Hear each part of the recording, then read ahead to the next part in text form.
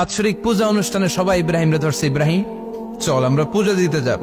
সাইয়েদনা ইব্রাহিম ফানাযারা নাযরাতান ফিন নুজুম, তাকালেন আকাশে আর বললেন ইন্নী সাকিম, আমি যেতে পারবো না, অসুস্থ। আমি কি আসলে সুস্থ ছিলেন? তো অসুস্থ বললেন কেন? কারণ অসুস্থতা দুই ধরনের, একটা শারীরিক আর একটা।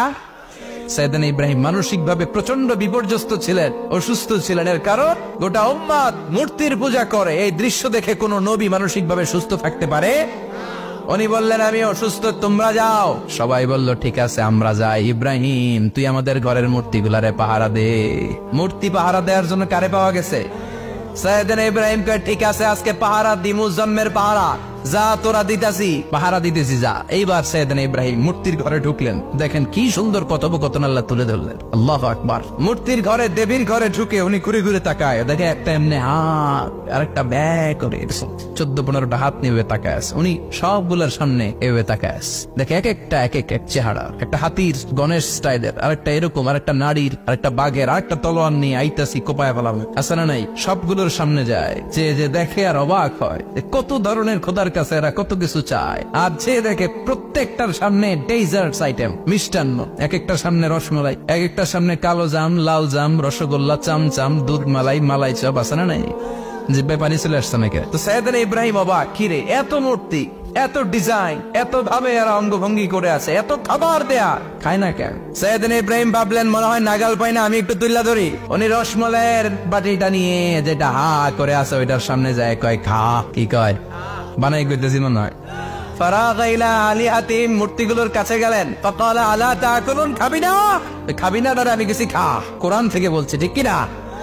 উনি ভাবলেন ওরা হয়তো খেতে পারে না, নাগাল পাচ্ছে না, কিংবা আমার দেখে লজ্জা পাচ্ছে।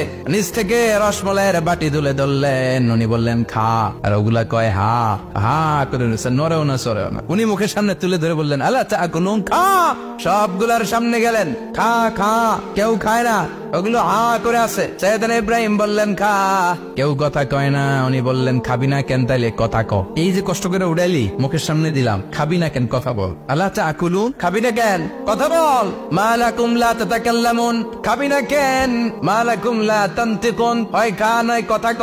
বলতেই লাগলেন খা খা, প্রত্যেকটা মূর্তির সামনে গেলেন, খা, ওগুলো করে আছে আ, কোনো কথা কয় না। কয় কেন খাবি না? তাইলে কথা ক।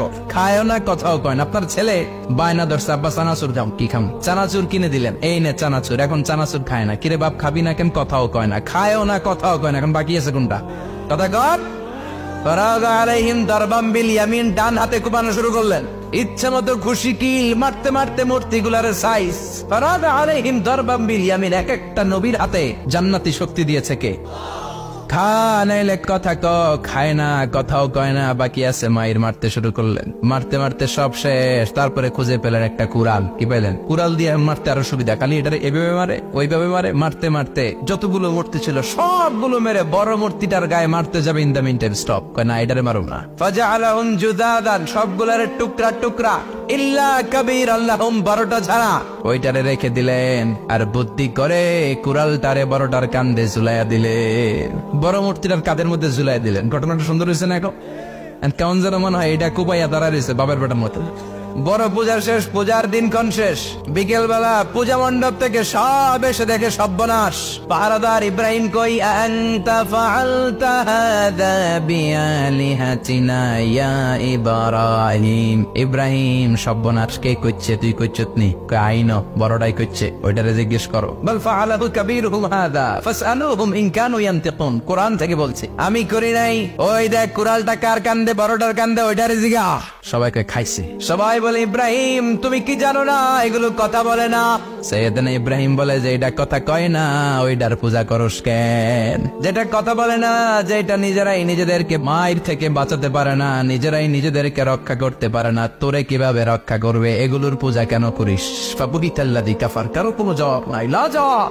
সবাইকে ইব্রাহিম তুই বড্ড বেড়ে গিয়েছিস, তোরে নমরুদের কাছে নেওয়া হবে, রশি দিয়ে পেঁচিয়ে নমরুদের কাছে নেওয়া হবে। নমরুদের নাম শুনছেন? শোনেন নাই বোধহয়, শোনেন নাই? পৃথিবীতে 4 জন বাদশা ছিল, যারা গোটা বিশ্বের বাদশা। গোটা বিশ্বের 2 জন কাফের, 2 জন মুমিন। মুসলমানের একজন হচ্ছে জুলকারনাইন, আরেকজন হচ্ছে সাইয়েদনা সুলাইমান। কাফেরের একজন হচ্ছে বাখতানাসার, আরেকজন হচ্ছে নমরুদ। এই নমরুদের কাছে নিয়ে যাওয়া হলো রশি দিয়ে বেঁধে। এবার নমরুদের সাথে কি ডায়ালগ মারছে এটা তো আর কোরআনে নাই। কথা কও। এটাও আছে। নমরুদ বলে, ইব্রাহিম শুনলাম তুমি নাকি আমাদের খোদাগুলারে মারছো, তুমি নাকি কোন আল্লাহর ইবাদত করো, তুমি নাকি কোন নতুন রবের তথ্য নিয়ে আমাদের বাবেল নগরীতে আগমন করেছো।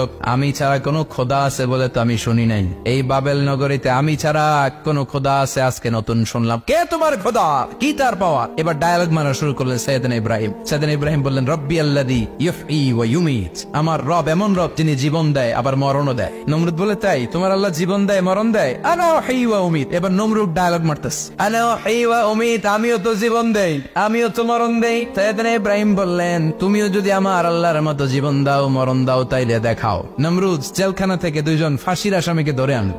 ধরে এনে একটা ধারালো ছুরি নিয়ে প্রথম আসামির পেটের ভিতরে ধা করে ছুরিটা ভরে দিয়েছে। ফিনকি দিয়ে রক্ত ছুটলো। লোকটা ছটফট ছটফট ছটফট করতে করতে দুনিয়া থেকে বিদায়। এবার পেট থেকে ছুরিটা বের করে দ্বিতীয় আসামির পেটের মধ্যে ঢুকাতে যাবে, ধা করে। In the meantime stop, ঢুকায় নাই পেটে, ঢুকাইতে যে ঢুকায় নাই। ইব্রাহিম, এই যে দেখো, তোমার সামনে প্রথম লোকটারে আমি মৃত্যু দিলাম, প্রথমটারে দিলাম মরণ, পরেরটারে দিলাম জীবন। তোমার রব যেরকম করে জীবন দেয় আর মৃত্যু দেয়, আমিও জীবন দেই আমিও মৃত্যু দেই। চিল্লায় পড়েন নাউযুবিল্লাহ। সাইয়েদনা ইব্রাহিম বিপদে পড়ে গেলেন। তাই তো, আসলেই তো প্রথম লোকটারে মৃত্যু দিল, দেয় নাই? কথা কর, ছুরি মেরে রক্ত বের করে ওর মৃত্যু দেয় নাই? পরের লোকটারও একই ভাবে মৃত্যু দিতে যে সেখান থেকে বাঁচিয়ে জীবন দিল। ভেজাল আছে না নাই? এবার সাইয়েদনা ইব্রাহিম বলে,